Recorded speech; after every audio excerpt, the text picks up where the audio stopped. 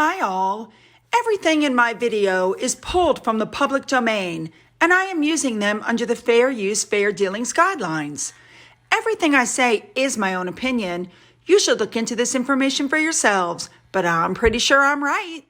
Good morning, everybody. We actually have just like 2 or 3 subjects to cover, and then we're going to have a fin update for you. There is lots to cover, so let's get started. So the first story we've already talked about several times, that they want their daughter to be christened, but what's being claimed in this article is that Harry made his intentions clear during the Diana statue unveiling, that he basically spoke with the Queen and said, we want her done here. You know what I mean? What I don't understand is they've basically said on national television, international television, that the Queen handed down genetic pain and suffering, that the family is racist. They're horrible people who cut them off, but yet they want to have their child christened with this family in this castle. I just don't get it. Now, people are asking, why is it so important that it be done there? It could be done anywhere. Why does it have to be there? And it's been brought up again that their daughter has not been given the 8th place in the line of succession on the website. And it's understood that this list will not be updated until after the christening. Now, when Archie had his christening by the Archbishop of Canterbury, there were only 25 guests. The Queen was not there. They were not allowed to say who the guests were, who the godparents were. No details were put out. And I don't understand why, if they want such secrecy, why they even have to do it. The Dean of Chelmsford pointed out that baptism shouldn't be private because it's a public demonstration of God's love. Very interesting point. It's being claimed that the Queen has been urged by her aides to arrange this baptism to help ease the tension. I don't believe that. And let me tell you something. If she allows this to happen, I think it's going to be very bad for the royal family. Maybe they should have thought ahead a little bit. I don't believe that you can go on national television and tell everybody what a horrible, rotten family you have, but yet go back to that same family for baptism, and somehow that's going to mend all the problems. And these two are simply going to stop complaining about the family, and everybody's just going to forget about it. It just doesn't work that way. So Harry is going to be returning in September for another big Diana statue party. You know that he's got to go back, because it's got something to do with his mom, and he's been marching off his mother's memory. But this time they're claiming Meghan's going to go back with the baby simply for the baptism. As according to Taz pointed out, since Harry's genetic pain was passed down to him from his grandmother's parenting style, and maybe it's healed because they're no longer concerned with the racist, soul-crushing sexist institution that nearly made Meghan take her own life. No, they're ready to return, just so their baby can be put into the line of succession. And I completely agree with what this person said on Twitter. The palace should put out a statement, much like Oprah did, saying there's no need for the baptism to be in England. They should point out that the child is American. The parents have made it very clear they want her to be a free, quote, American child. So why shackle her with a royal christening when it's been stated the parents do not wish to be associated with the palace, and the palace is simply going to defer to their wishes? And I completely agree with that one.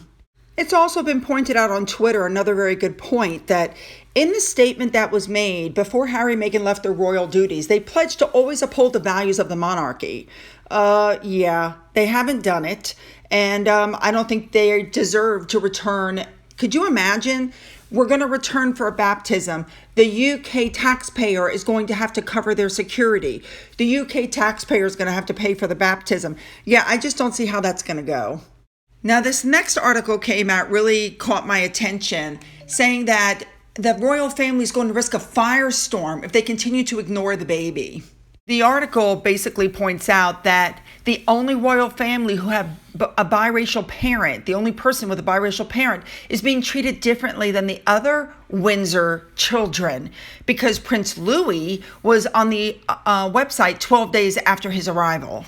When Archie was born, the site was changed to add him 15 days after his birth. However, it was pointed out for Princess Eugenie, the website wasn't amended for 61 days.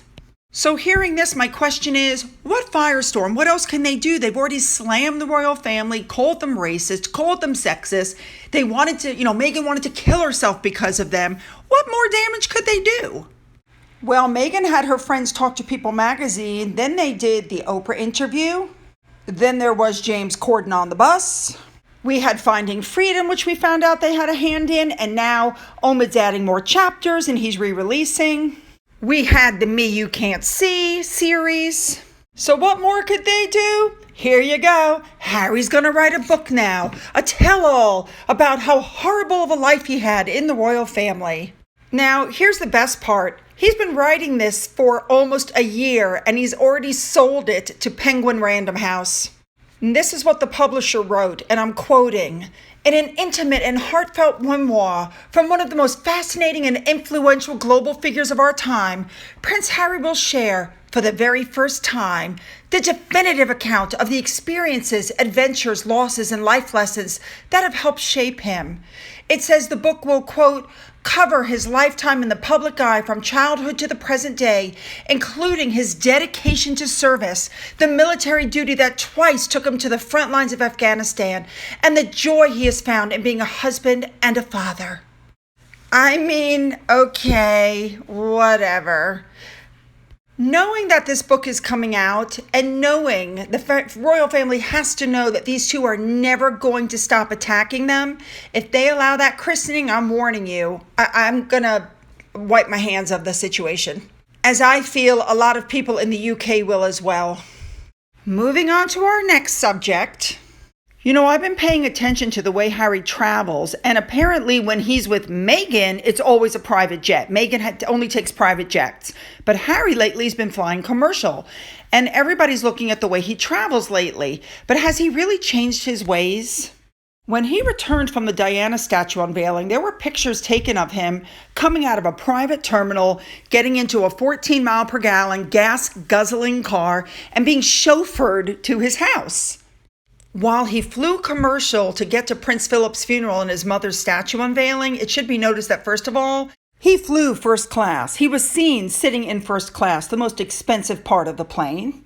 He's also using what's called the private suite. That's what the airport calls it. The service is dubbed as the most VIP way through the airport and is considered a step up from first class and a step down from using a private jet. It costs $4,500 a year and an additional $3,450 per trip. It's supposed to give you privacy and security. So people like Harry exit the plane on their own private stairs before any other passengers. They're given the back of their own SUV, driven to a private terminal where they get their luggage and go through passport control in isolation and in posh circumstances. That doesn't mean he won't be papped, but I think, again, this is another setup because as this person on Twitter pointed out, how would they know when he's arriving? How would the paparazzi have access to an exclusive private pickup area at the airport? Do you think the paps are just running around? This is a complete setup so that people could see him coming home. Murky Meg even picked up on it and pointed out that their website says that this kind of travel is for the discerning traveler. I'm sure this fits in with that Eco Award he got, the one for only having 2 children while living in like a 14,000 square foot house that has to be heated and cooled with 16 bathrooms and the use of water for the gardens and the pool. Let's not forget the 14-mile-per-gallon gas-guzzling SUVs he drives around in and the helicopter club that he joined. Let's see how much fuel that burns. But hey, he's saving the planet because he only had 2 children.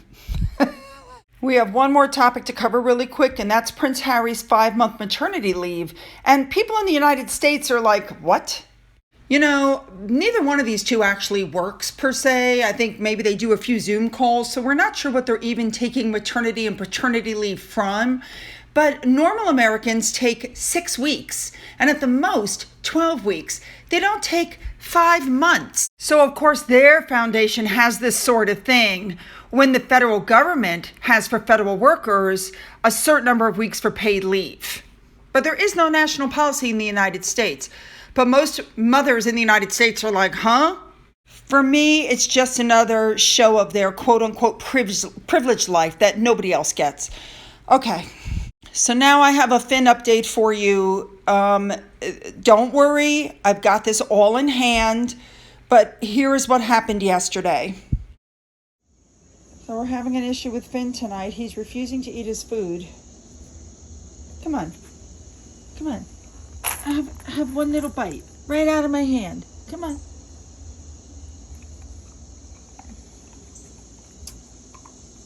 He's not feeling well. Come on, let's go see if we can go potty. And when I took him out earlier to try to get him to go to the bathroom, it was nothing but, go ahead, baby, diarrhea. All liquid. I don't know. He doesn't look like he's sick. He doesn't act like he's sick, but obviously he's not feeling it. So I just realized he'll eat as long as I feed him one piece at a time. What the heck is happening? He won't go to the bowl. He won't eat it. But if I give it to him one little piece at a time, he'll eat. Not sure what that's about, if anybody has any thoughts. Well, in the middle of the night, Finn began to vomit. And so we moved him to his crate after he vomited all over our bed. And when I came down this morning, I found 2 more piles of vomit. And in the vomit, we found some of the polyester stuffing that came out of one of his toys that he ripped apart. Husband found a lot of it when he first ripped the toy apart. He picked it all up. I found a bunch that he'd carried into his crate. I picked it all up.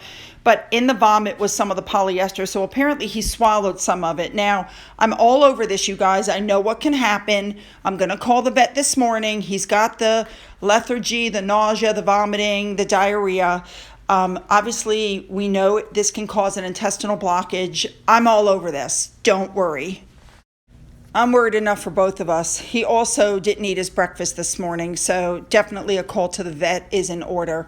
I will keep you totally updated on his progress, so don't worry. And yes, I'm aware I keep saying don't worry, but I think I'm just trying to convince myself. So let me know what you think about, again, the christening. It almost seems like Harry and Meghan are trying to force the Queen's hand. Like, you know, they're going to keep putting out stories until they force her to allow them to come back for the christening, which I find just disgusting. And I would really like your opinion on what you think about Harry's new travel setup. Don't forget to hit the subscribe button and the bell to be notified of future uploads. Don't forget to leave your comments below. I read them. Don't forget to email me. Don't forget you can follow me on Twitter. Don't forget about that coffee fund, you guys.